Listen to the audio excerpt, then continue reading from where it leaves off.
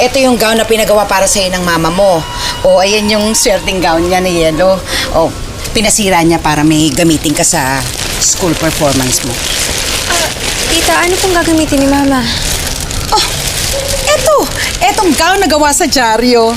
Maganda naman, di ba? Ang bongga. Oh, Asan na ba si Helen?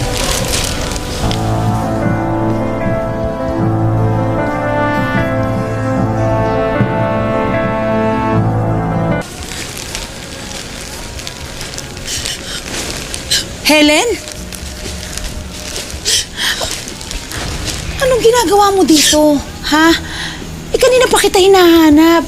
Diyos ko naman, magsisimula na yung Supermom pageant. Tingnan mo yung itsura mo. Wala namang silbi kahit naman umakit ako sa Supermom na yan eh.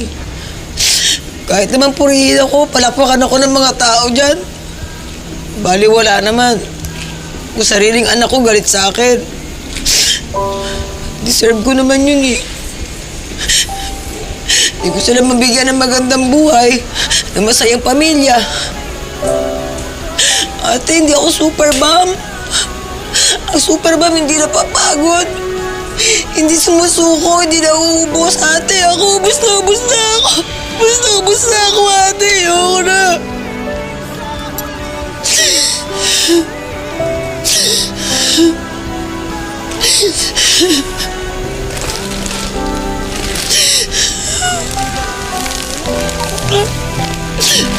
So, pagod ka na.